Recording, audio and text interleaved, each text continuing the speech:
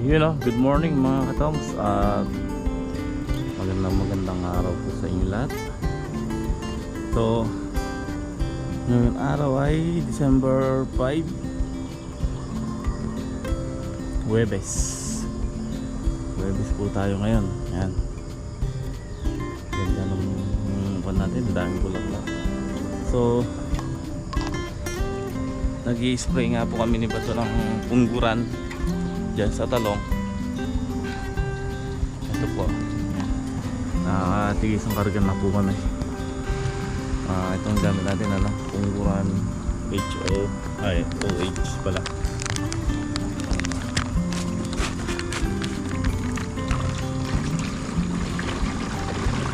Solo lang namin binobomba yan, hindi namin inahaluan ng ibang gamot kahit na pang insecticide or foliar. Dagdagan mo pa ito.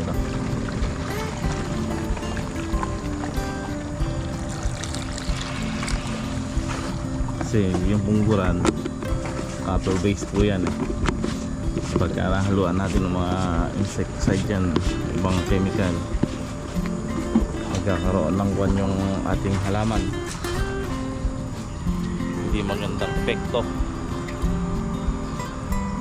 Ito kakagabi isprayan nga po namin ito ng boom flower. Yan, tsaka ng yung pang insecticide Magnum at tsaka Lanet. Sa gabi po namin i-sprayan to kasi alam nyo na may sili pagka dating ng maga. Ayan, yung mga bulaklak niya, tapos medyo init yung Lanet. Kailangan talaga sa gabi, pag at least lipas na yung kanya, yung talab niya pagkalipas ng gabi, ng umaga. Sa gabi din na po namin i-spray to. Kahit yung talong, ngayon lang po namin i-spray ng umaga yan kasi pungguran lang naman po yan. Fungicide lang naman yung ni-spray natin.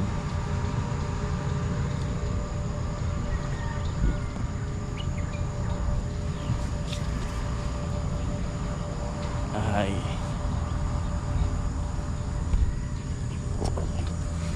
puno na. Saan lumabas? Here sa kabila.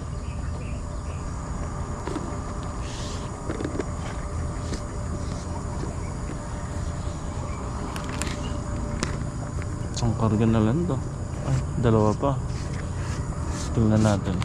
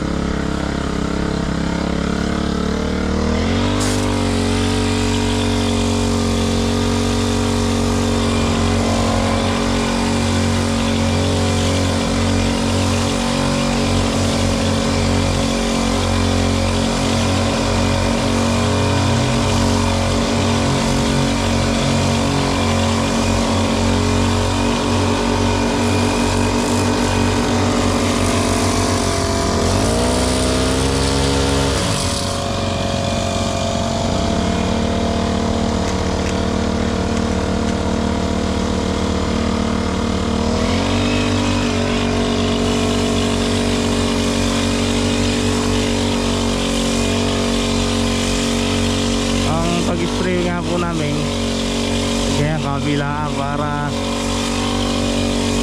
para lahat na i-sprayan kabila ang side.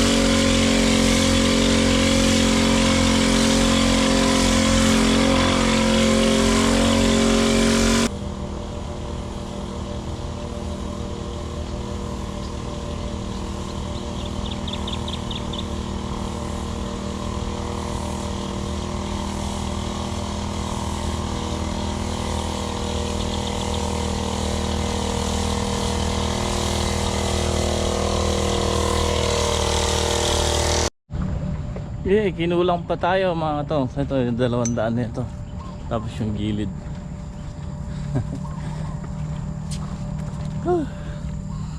Nakakahingal din. Kaya kalating karga na lang. Sabi ko kay Pato, ako na lang. Maglalaba daw siyang damit. Pagkayari ka ako, pipitas na silang sitaw. So pipitas nga po ng sili pala.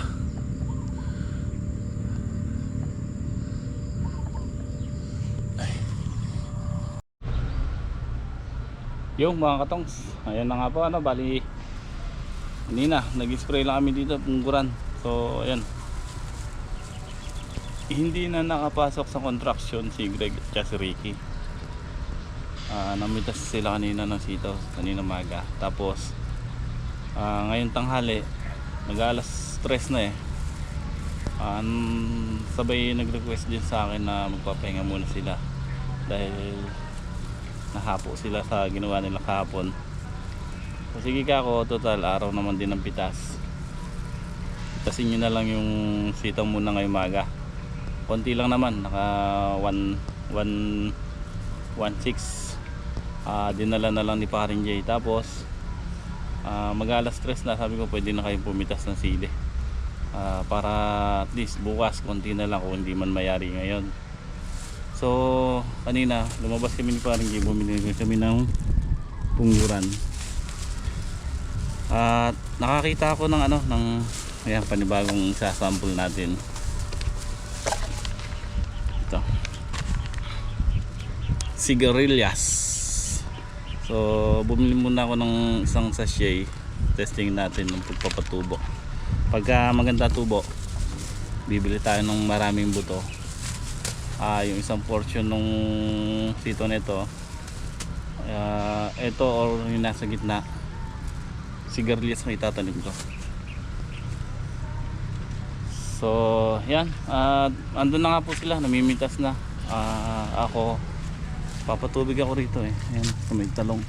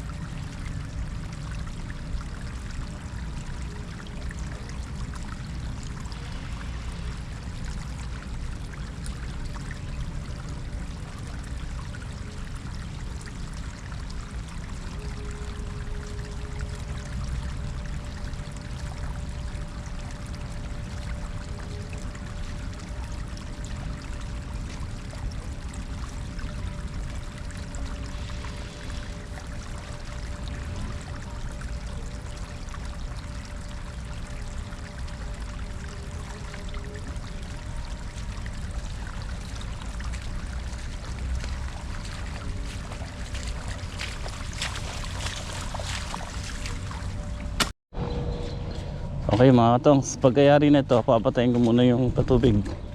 Mamaya na lang ulit gabi. Pipitas muna tayo ng sili. Tutulungan natin silang bumitas.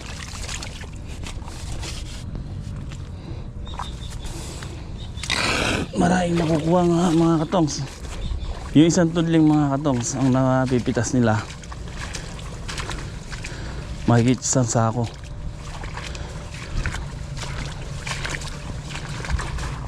Grabe bunga. Hindi pa huhupan yun ha. Hindi pa 100% napipitasan yun. Tapos ang maganda, malalaki ang bunga. Nakakagulat talaga yan. Yung bunga ng sili. Papatubigan ko lang yung kabila nito.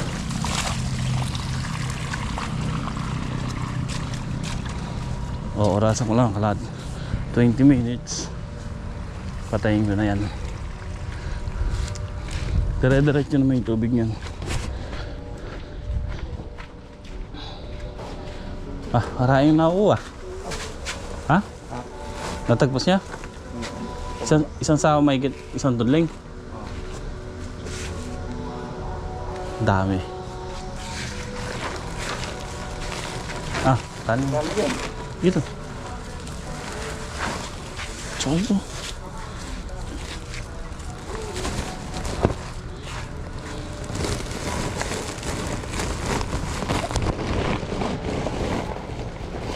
Kung kailan marami, hindi nakapitas si Apong Boy. Dami ng bunga eh. Ha? Dami.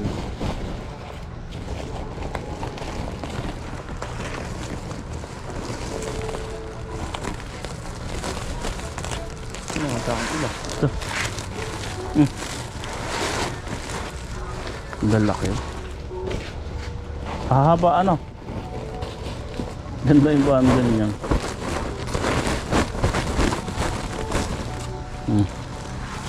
Apat na sako.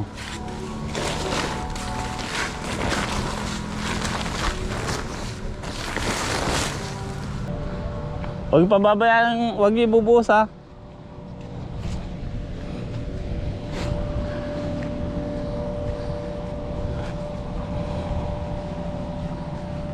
$40 bundle mga katongs. Kayang kaya. Tapos yung kwan, yung ano pa natin, yung ampalaya. Bukas. Yun o, daming bunga nito mga katongs. Marami tayo makukuha bukas dito. Lalaki. Dito na lang tayo mamitas hanggang dilim.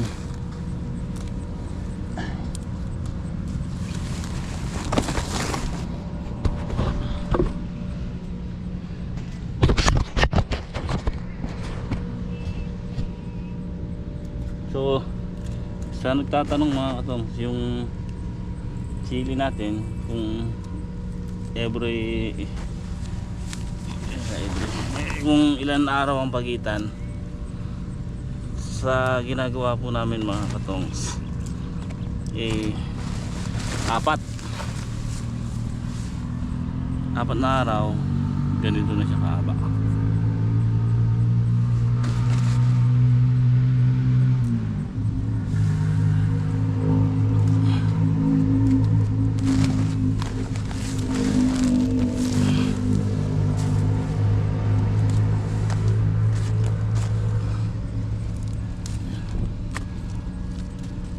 Hindi naman natin nakukuha lahat yung bunga niyan eh.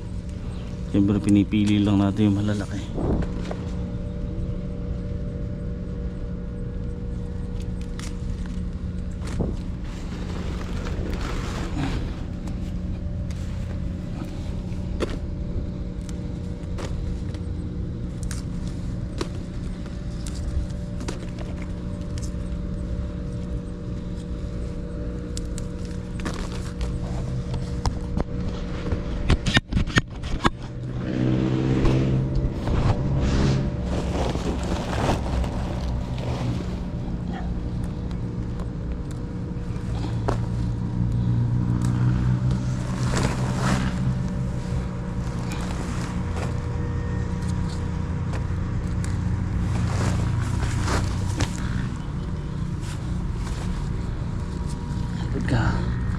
kabilaan natin pipitasan yung mga katongs eh.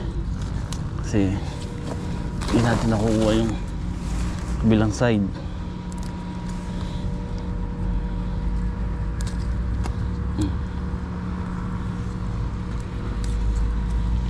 Kaso hindi na iiwasan talaga, tinatamaan yung ibang manili.